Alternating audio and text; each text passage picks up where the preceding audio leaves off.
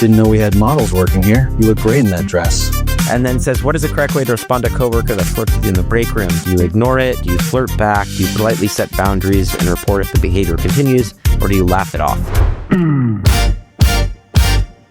Built this week, breaking it down. Built this week, we show you how. A fresh idea, a clever tweak. You locked in, you built this week. Hey everyone, and welcome to Built This Week, episode 20, the podcast where we share what we're building, how we're building it, and what it means for the world of AI and startups. I'm Sam, co-founder here at Rise Labs, and each and every week I'm joined by my friend, co-host, and business partner, Jordan Metzner. What's up, Jordan? How you doing today? Yo, Sam, episode 20, right?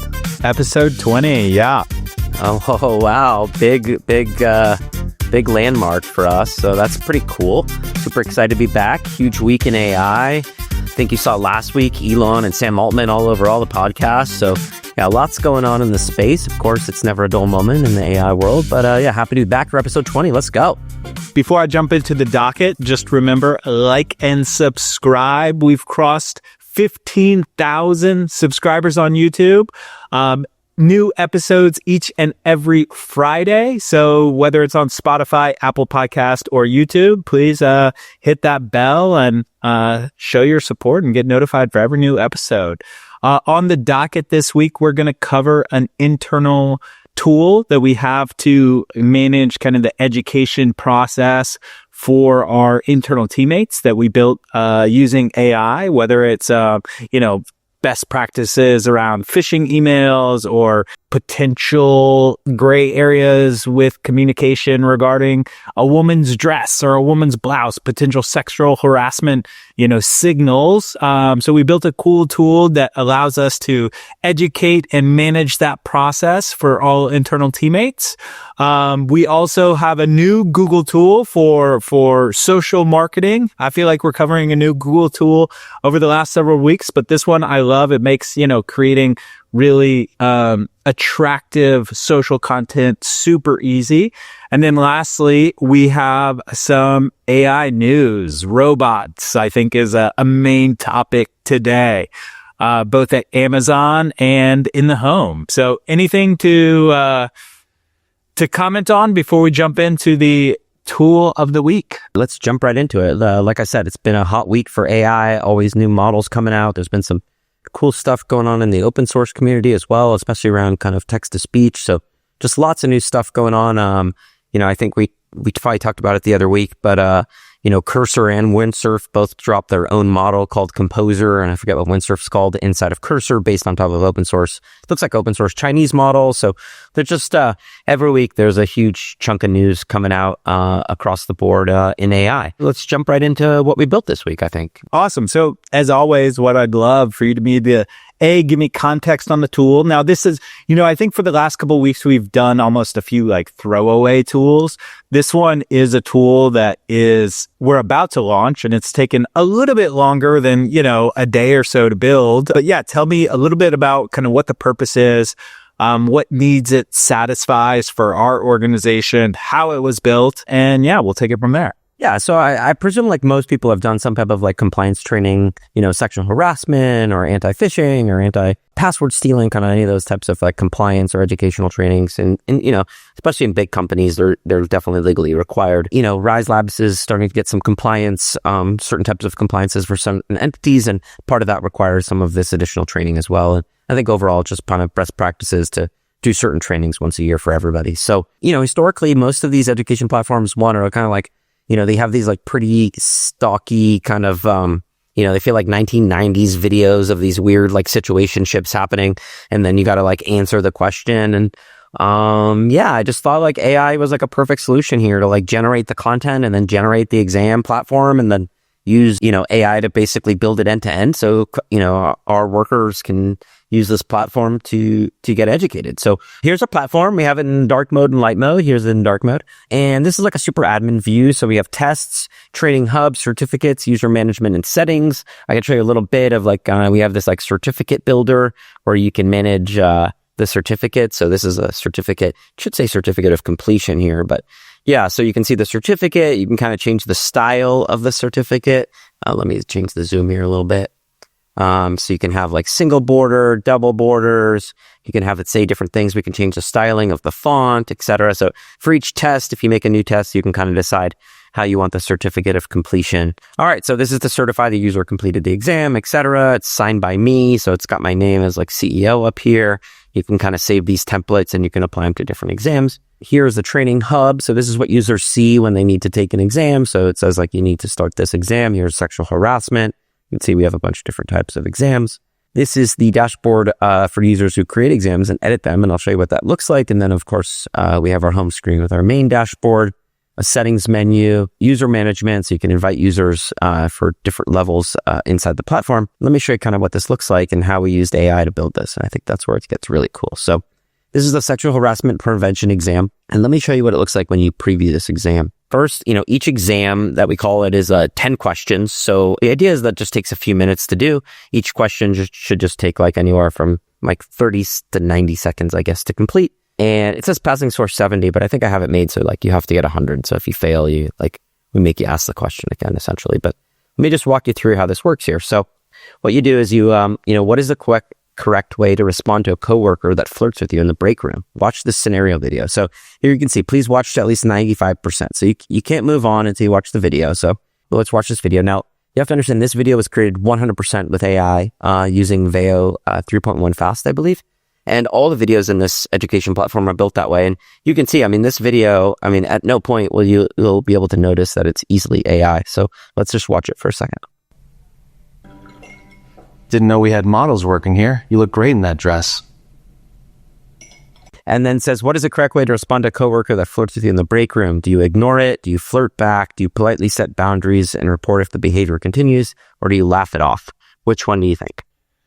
I'll avoid making a joke. It's not a joking topic. So let's politely set boundaries and report if behavior continues. Great. So let's check our answer. That is correct. Good job, Sam. And so now we can go on to the next question. So that's a little bit about how it works. It's pretty simple to do. And then there's a whole assignment platform so users can, watch the next one and the next one and the next one. But, these types of education platforms are incredibly expensive to purchase. They're on a per user basis. They usually cost like anywhere from like $10 to $100 a user a month. NASDAQ, the company of the stock exchange, has a pretty large education platform. I think Dow Jones does, and I think Thomson Reuters and a few of these other companies as well have these like educational compliance platforms. And yeah, we just built it ourselves. It integrates into all of our technology stack. And besides the time of development, I would say like cost is zero. So, we'll be hosting it. It'll have a small back end. It's built on top of Supabase. Front end is Vite React. And then I think I mentioned, as I said, we used Veo 3 to do all of the test creation. Yeah, I think just from my participation in this project, one, it's something that like we have to do as we grow. Our organization has to do it. So we either had two choices, buy it or build it.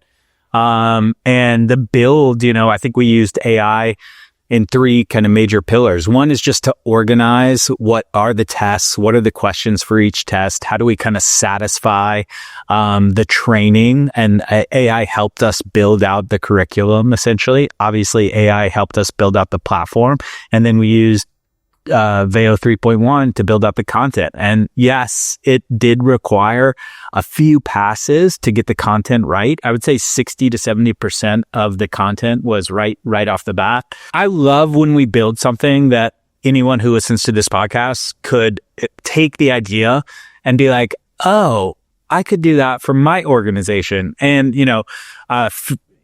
training for phishing emails may not be appropriate, but it could be training for XYZ use case in someone else's organization, or orientation.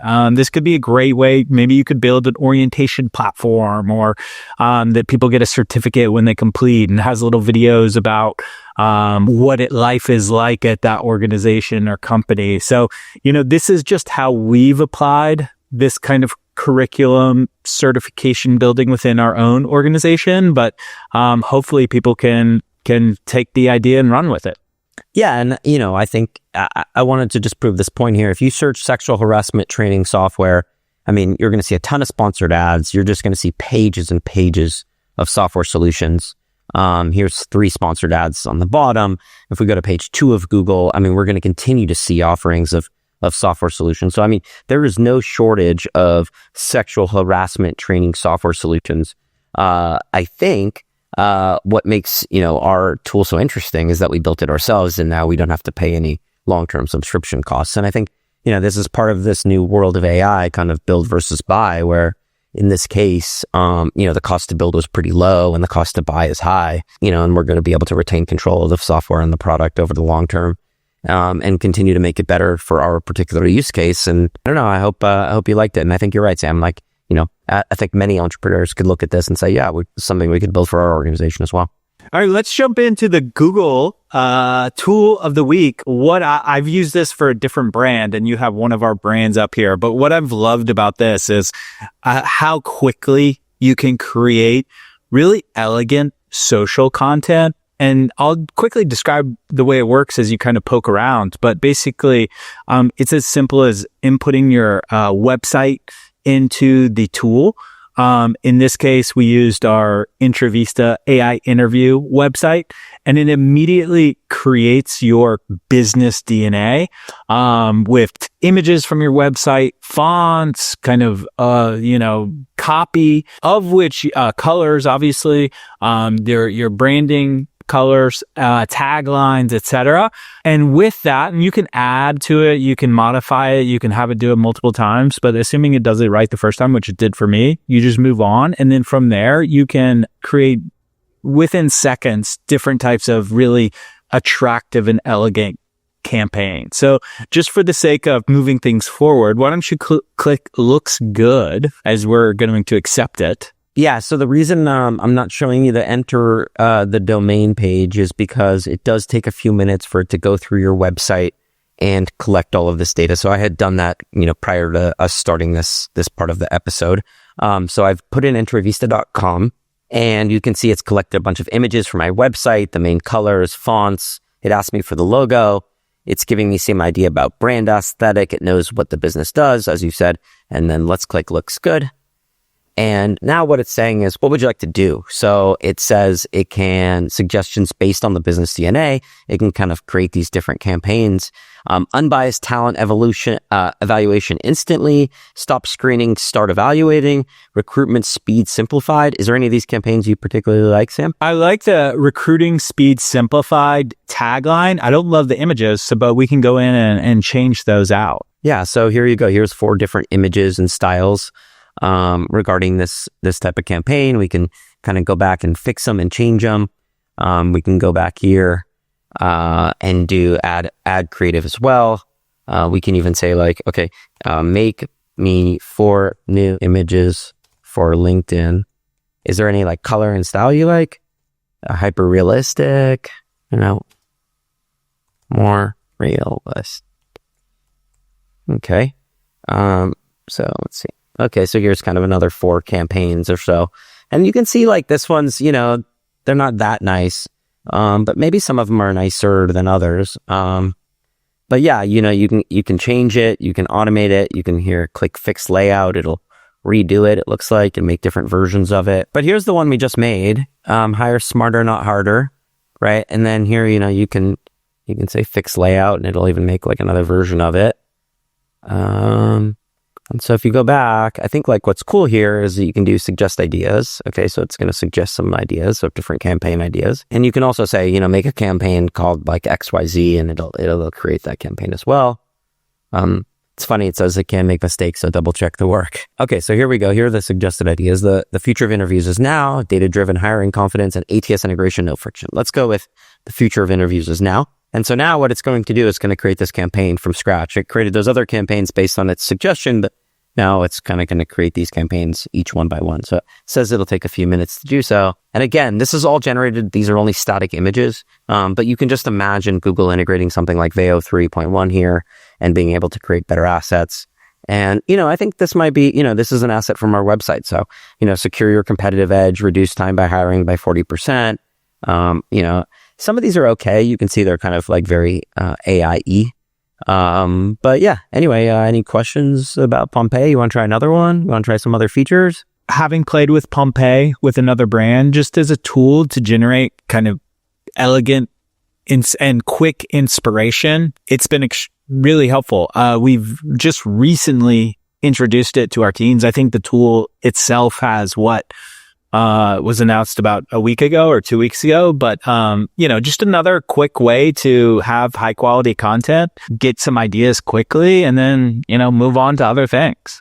This week's episode is brought to you by Rise Labs, the secret weapon behind some of the fastest growing startups in Silicon Valley. If you've ever wished you could hire world-class engineers overnight, not just freelancers, but full embedded teammates in your time zone, that's exactly what Rise Labs does. They build elite remote teams from Latin America that plug right into your company, from early stage startups to Fortune 100s. VCs call them value add because they tell all their portfolios about Rise Labs. They help you move faster, scale smarter, and deliver like a top-tier tech organization.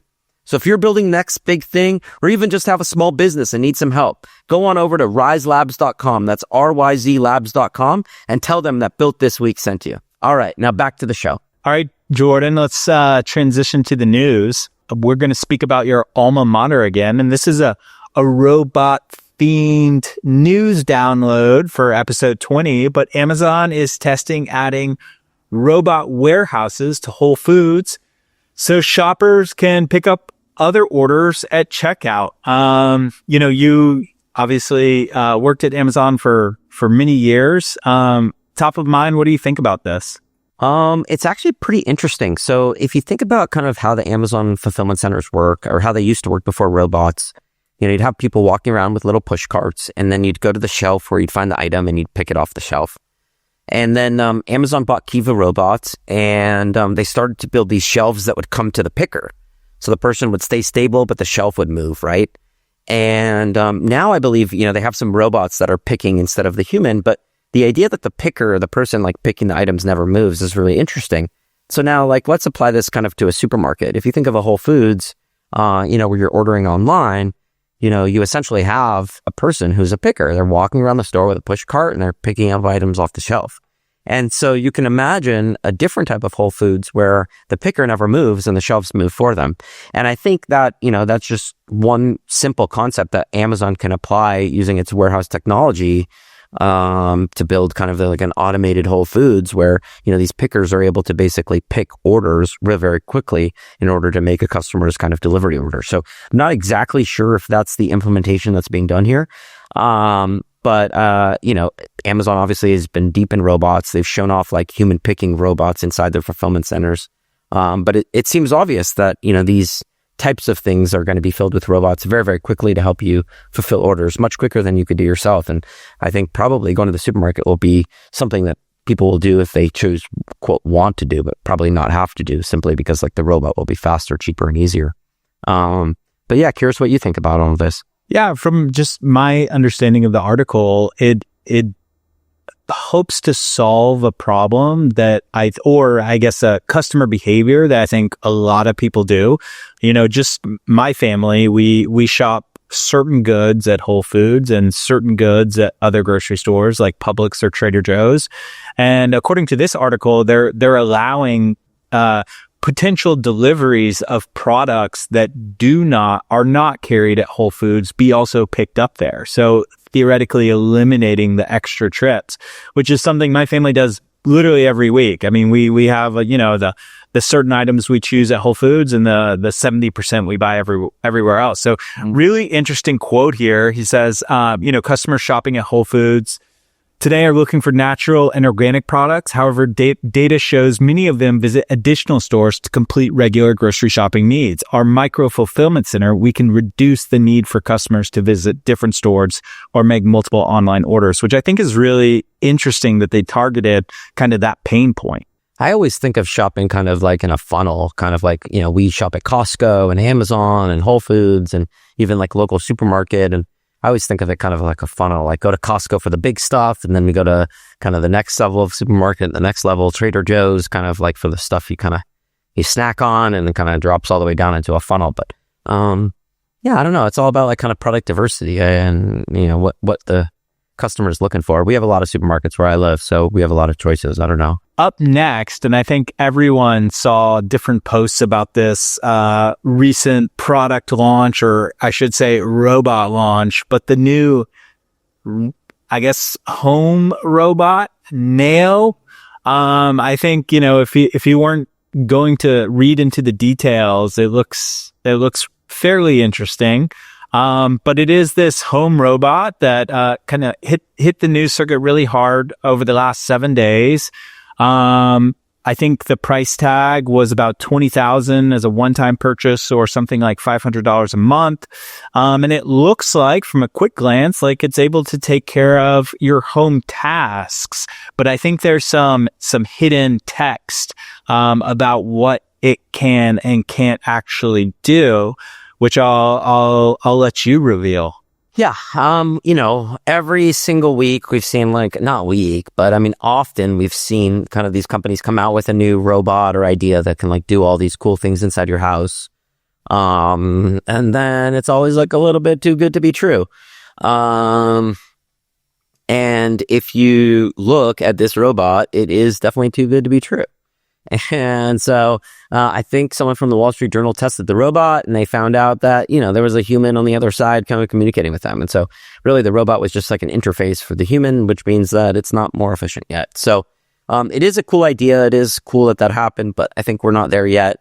I believe that Tesla was doing this when they did some launches using the Optimus robot. They were having like humans control it as well. But having a humanoid robot do all these things in your house is a dream. I think it's a very difficult reality.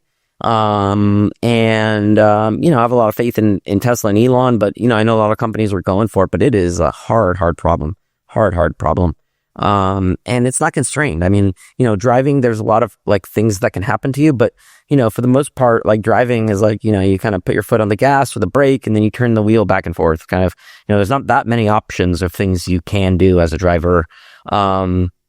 You can go or you can't go, and you can turn and can't turn kind of thing. But to do dishes in a house, you can just think about how complicated that can be. And, everybody's house is different, and the sink is different, and the dishwasher is different. And I mean, there's just so many kind of variables to the problem. So, I think it's a challenging problem, but it's certainly a dream. Like, I think that a lot of us probably want to live. I mean, imagine having a home robot who did all your dishes and washed all your clothes for you while you're sleeping. Sounds like a nice way to live. Yeah. And, if it becomes feasible in our lifetimes, what do you think about the price point? I think 20,000 is like the right price point. I mean, if you look at like a Tesla vehicle and presume that kind of a home Optimus robot is as smart as a Tesla car, Tesla car, the Model 3, cheapest one, is maybe $40,000. And you think about like how much metal and all those objects inside compared to how much a robot is. So I think like half of a car sounds about right, $20,000. And if you think about how much it costs to lease a Tesla Model 3, maybe the cheapest model is like $500-$600 a month. So if it's half that, let's say it's $300 a month. So that all sounds about like fair to me. I mean, $300 a month for a home robot that like operates 24/7 in your house, like that sounds like a pretty good price for home services.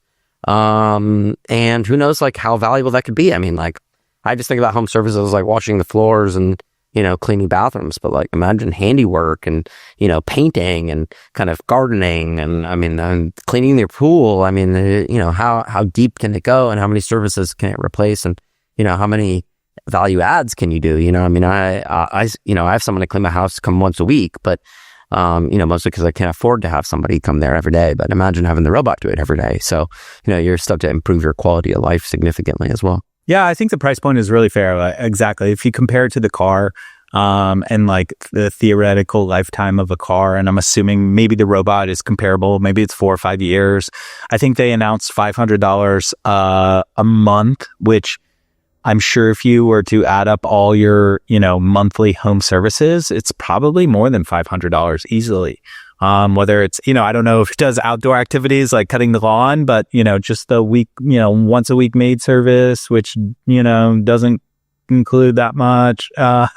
You get to, probably a service, a inherent theoretical comparable service cost of way more than $500 a month. But, I think we're a long way away from this being a reality, both from a, mechanical point of view and, just the amount of variables compared to autonomous driving. And I remember talking about autonomous driving 10 years ago. And it's still like it's really kind of breaking into, more and more people's homes or more and more people's vehicles. And so it's been a topic for a really long time.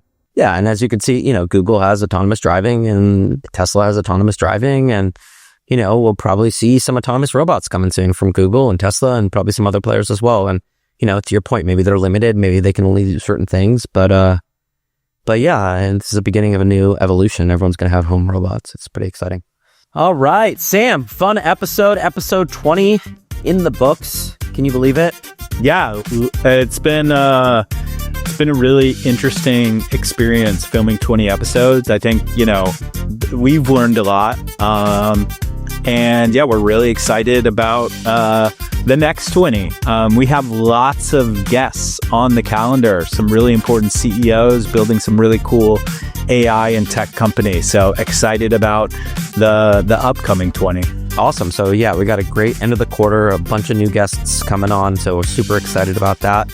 And just want to say thanks everyone for tuning in. Over 15,000 subs. Please tell your friends. Please share the episodes. Love to invite more entrepreneurs to tell us about their AI startups coming up. And thanks everyone. That was a great episode and see you all next week. Next week, the CEO of Standard AI, Angie Westbrook, is joining us on Built This Week.